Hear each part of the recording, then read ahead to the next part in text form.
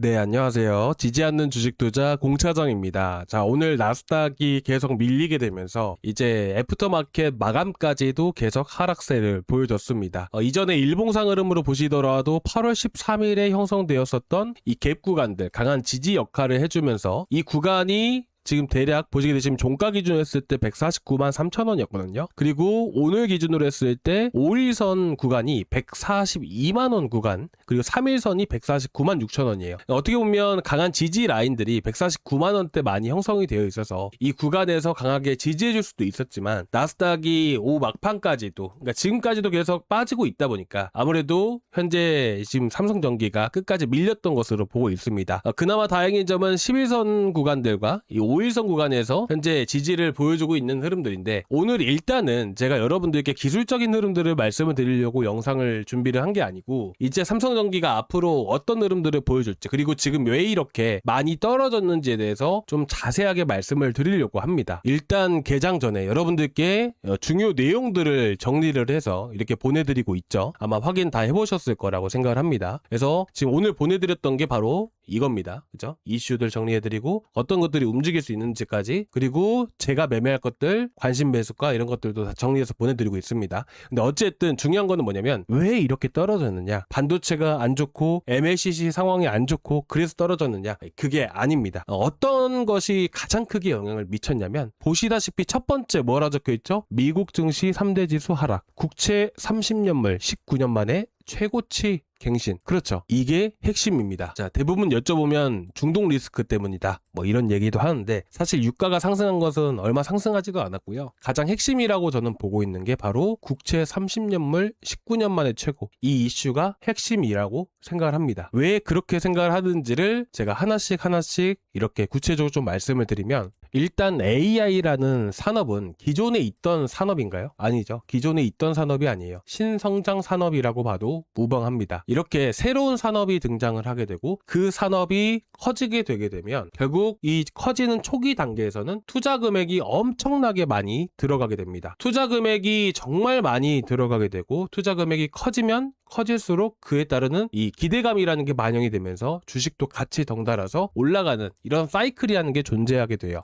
그렇기 때문에 이 투자 금액이 증가하게 됨으로써 산업이 성장을 한다라고 제가 말씀드렸잖아요. 반대로 생각해 보잖아요. 그러면 투자 금액 면에서 축소가 된다. 그러면 어떻게 될까요? 당연히 주가나 주식이나 마찬가지로 정점, 산업이 정점에 달했을 가능성에 대해서 얘기를 하는 거겠죠. 뭐 지금이 정점이다 이렇게 말씀을 드리는 건 아니에요. 근데 앞으로 투자 금액이 증가가 되려면 어떤 게 중요할까요? 금리가 중요하게 됩니다. 왜 금리가 중요를 할까요? 지금 보게 되면 대부분 회사들이 회사채를 되게 많이 발행을 합니다. 그러면 회사채라는 것은 쉽게 말해서 회사의 채권이라고 여러분들이 보시면 돼요. 채권이라는 것은 되게 어렵게 느껴지시잖아요. 쉽게 보시면 돼요. 저희가 뭐 엔비디아의 채권을 1억 정도로 샀다. 그러면 이 엔비디아라는 회사한테 돈을 빌려준 거라고 보시면 돼요. 우리가 대출을 해준다 라고 보시면 됩니다. 채권도 금리라는 게 있잖아요. 그쵸? 이제 우리가 무작정 이제 무상으로 1억 원을 빌려주는 게 아니에요. 이제 만기가 되게 되면 그에 따라서 이제 이자를 받고 우리가 해주는 거잖아요. 그쵸? 그러면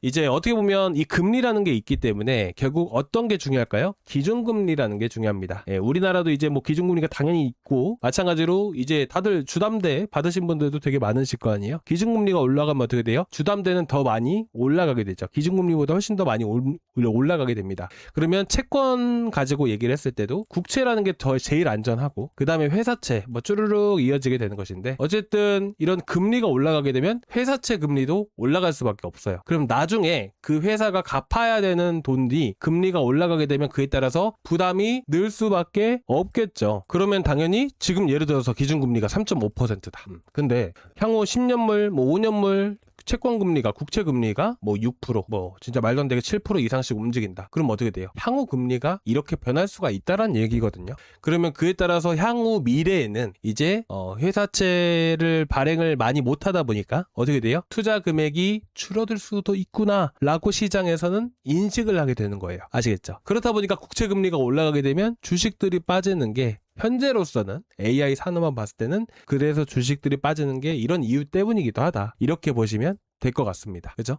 근데 이제 국채금리가 이렇게 올라갔던데 이유가 있다라고 한다면 현재 FOMC 의사록을 현재 앞에 두고 있습니다. 회의록이라고도 얘기를 하게 되고요. 의사록이라고도 얘기를 하게 됩니다. 여기서는 어떤 얘기들이 나오냐면 향후 통화정책에 대한 얘기들이 나오게 돼요. 이 얘기는 잭슨 미팅 때도 똑같이 하게 됩니다. 잭슨 미팅은 항상 이 8월 말에 열리게 돼요. 그래서 여러분들이 뭐 선물지수, 뭐 코스피 지수 한번 봐볼까요? 보게 되면 코스피든 코스닥이든 똑같아요. 8월 달에는 항상 지지부진한 시장이 만들어지게 됩니다.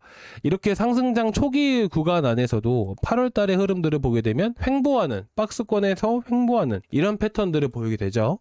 이때뿐만 아니라 2024년도 8월 달에는 어땠을까요? 8월 달이 딱 요 시점이었거든요. 박스권 횡보가 이어지게 되죠. 그러니까 매년 여러분들이 쭉 봐보세요. 8월 달은 방향이 잡히지가 않아요. 8월 달은 거의 횡보 박스권 둘 중 하나입니다. 둘 중 하나가 아니라 거의 박스권 횡보밖에 안 나와요. 예, 그렇다 보니까 제가 이전에도 삼성전자 SK하이닉스 말씀드릴 때도 기술적인 반등은 가능하다. 하지만 이제 방향 자체가 상방으로 완전하게 돌아서게 되면서 이런 식으로 상승은 거의 불가능하다. 매년 그래왔기 때문이다. 이렇게 말씀을 드린 거예요. 어쨌든 이렇게 국채금리가 움직였던 것은 여러 가지 이유가 있습니다. 그 중에 하나가 뭐냐면 이제 미국도 부채가 있잖아요. 부채가 압도적으로 많이 늘어나고 있고 2030년에는 120% 이상 증가할 수 있다.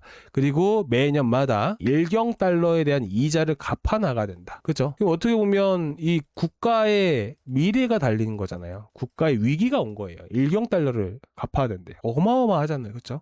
그렇게 되면 국채 금리 자체가 어떻게 돼요? 여러분들 신용도가 좋으신 분들은 대출을 할 때 금리가 낮죠. 신용도가 안 좋으신 분들은 금리 자체가 높게 되잖아요. 그러면 국채도 마찬가지로 리스크 프리미엄이라는 게 있습니다. 리스크 프리미엄이라고 해서 안 좋아지면 이제 금리를 더 높여서라도 투자자를 모집을 하는 거예요. 그렇기 때문에 국채 금리 전체적으로 올라갈 수밖에 없는 이런 상황들이 만들어지는 것이죠. 그러니까 이런 위기가 나온 거죠. FOMC 의사록 앞두고. 근데 결론부터 말씀드리면 이것 때문이에요. 이게 지나가게 되면 국채 금리가 또 이제 내려가기 시작을 할 겁니다. 잭슨 미팅도 마찬가지고요. 그래서 여러분들이 쉽게 보시면 이렇게 보시면 됩니다. 8월 말 그리고 이번 주 20일 날 FOMC 의사록까지 겹쳐져 있기 때문에 삼성전기 같은 경우에는 보시면 박스권 횡보가 이어진다. 큰 급락이 나온다라기보다는 현 위치에서 단기 박스권 안에서 횡보할 가능성이 매우 높다. 이렇게 보시면 됩니다. 그래서 잭슨 미팅 이후에 결국에는 우리가 핵심으로 봐야 되는 것은 잭슨 미팅 때 이 통화 정책에 대해서 매파적인 발언이 나오느냐, 비둘기파적인 발언이 나오느냐, 이게 핵심입니다.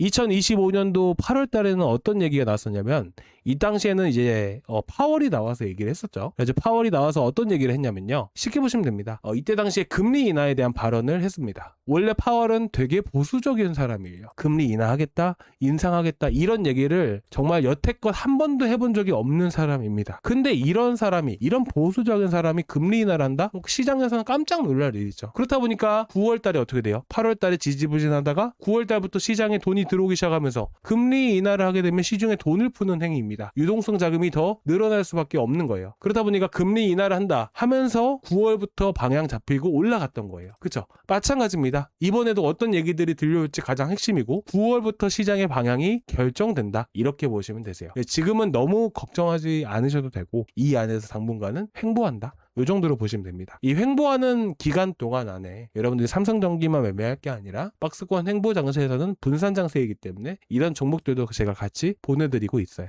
일단 오늘 내용 좀 어떠셨을까요? 조금이나마 도움 되셨다면 구독과 좋아요 좀 부탁드리고요. 이렇게 눌러주신 분들은 가만히 계시지 마시고 제가 매번 아침마다 올라갈 만한 종목들은 추려가지고 이슈나 이런 것들 다 정리해서 보내드리거든요. 8시 반에 보내드렸잖아요. 오늘은 보게 되면 액침냉과 관련주 체크, 그렇죠? 올라갈 종목들을 다 이슈 이렇게 정해드리고 이에 따라서 제가 매매할 종목들도 같이 공유를 해드리고 있어요. 그래서 고정 댓글란에 링크 클릭을 하시고 신청해 주시면 되고 구독자는 100% 무료로 하고 있습니다. 그래서 이걸 클릭을 하신 다음에 연락처 남겨주시고 무료로 신청하기까지 눌러주시면 제가 바로바로 내일 또 보내드릴 겁니다. 자, 다시 한 번 더 여러분들께 정리해서 말씀드리면 이제 20일에 FOMC 회의록이 있습니다. 통화 정책에 대한 얘기들이 나올 것이고 여기서 매파적인 발언이 나오게 된다라고 했을 때 금리 인상 가능성이 또 높아질 수도 있는 있는 부분들이고, 지금 보게 되면 금리 인상은 10월 28일, 12월 9일 계속 있습니다. 어쨌든 내년 초 1분기까지는 그래도 우리가 긴장을 하고 봐야 돼요. 금리 인상이라는 게 안 나와주는 게 가장 좋겠죠. 금리 인상을 하게 되면 시중에 돈을 흡수하는 역할을 하기 때문에 9월, 10월 이렇게 해서 시장이 올라갈 만한 이런 힘을 받쳐줘야 되는데, 유동성 자금을 흡수해 버린다면 금리 인상을 한다는 게 유동성 자금을 흡수하는 거예요. 그렇게 되면 시장이 움직이는 게 많이 힘들어질 수가 있겠죠. 그래서 지금 10월달, 12월달, 1월달, 3월달 우리가 편안하게 매매를 하는 게 아니라 이때는 정말 조심할 필요가 있다, 이렇게 말씀드리고 싶습니다. 일단은 현재로서는 8월달은 횡보하는 흐름들이 나와줄 수 있다, 이렇게 보시면 될 것 같습니다. 자, 오늘 여기까지 준비했고요. 다음 시간에 또 뵙도록 하겠습니다. 감사합니다.